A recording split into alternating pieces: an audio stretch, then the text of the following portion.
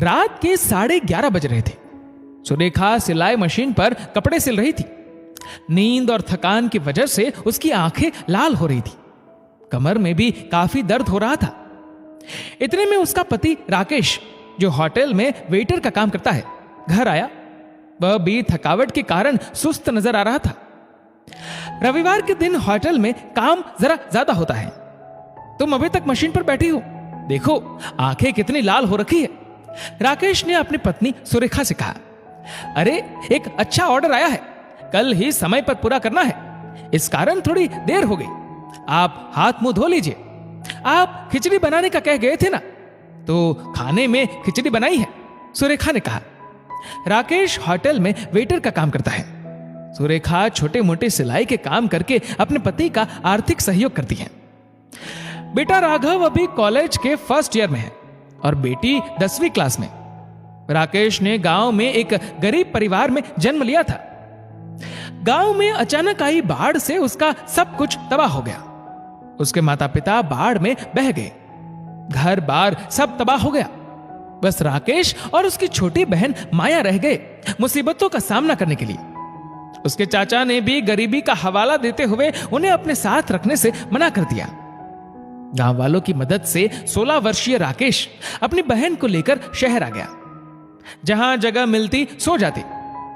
राकेश ने जगह जगह काम मांगना शुरू कर दिया।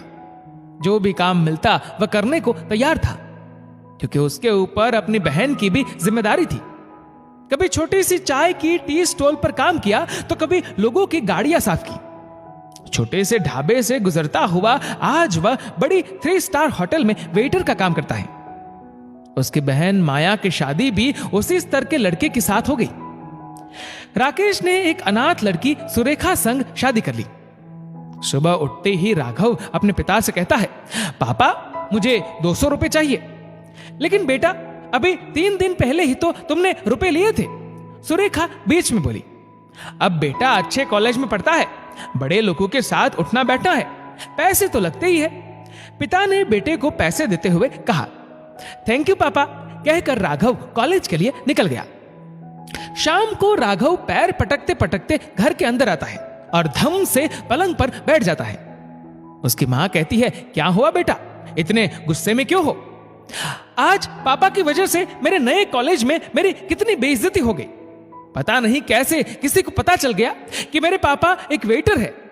सब लोग मुझे कह रहे थे कि पढ़ लिख कर क्या करोगे, आखिर बनना तो तुम्हें वेटर ही है। क्या पापा को वेटर ही बनना था, कोई दूसरा काम नहीं कर सकते थे? राघव ने गुस्से में बोला। बेटे के मुंह से अपने पिता के लिए अपमानजनक शब्द सुनते ही सुरेखा का पारा 7वें आसमान पर चढ़ गया। उसने अपने आप को संभालते हुए बेटे से कहा, आज तुम्हें अपने पापा पर गर्व होने की बजाय शर्म आ रही है। जब तुम्हारे पापा तुम्हारे लिए मन चाहे खिलौने लाते थे, तब तुम्हें उनके काम पर शर्म नहीं आई?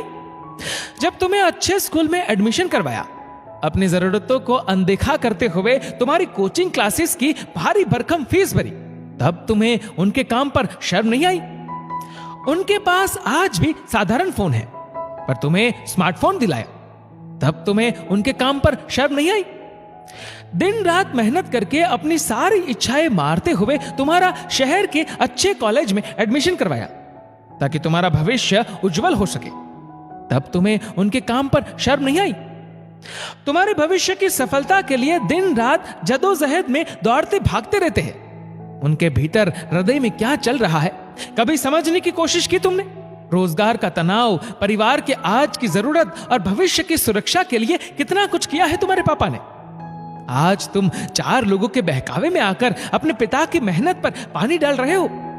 तुम्हें तो बल्कि अपने पिता का सहारा बनना चाहिए। ऐसा कुछ काम करना चाहिए जिससे उनका मान बढ़ सके, तुम पर गर्व कर सके। आज मुझे अपनी परवरिश पर अफसोस हो रहा है। इतना बोलते हुए सुरेखा वहां से चली गई। राघव अपने कहे पर बहुत शर्मिंदा था। मां, मुझे माफ कर दीजिए। आज मैंने समझ लिया कि कोई भी काम छोटा या बड़ा नहीं होता।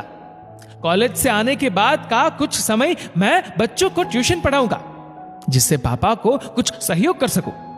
राघव अपनी मां के पास जाकर बोला। आज राघव की आंखों से अपने पिता व उनके काम के प्रति सम्मान छलक रहा था। दोस्तों, इस वीडियो को लेकर आपकी क्या राय है नीचे कमेंट करके जरूर बताएगा। और अगर आपको ये वीडियो अच्छा लगा हो तो इस वीडियो को लाइक करेगा, शेयर करेगा ज्यादा से ज्यादा लोगों तक। और ऐसे ही और भी इंस्पिरेशनल वीडियोस के लिए सब्सक्राइब करें हमारे यूट्यूब चैनल को और फेसबुक पर फॉलो करें हमारे पेज को। धन्यवाद।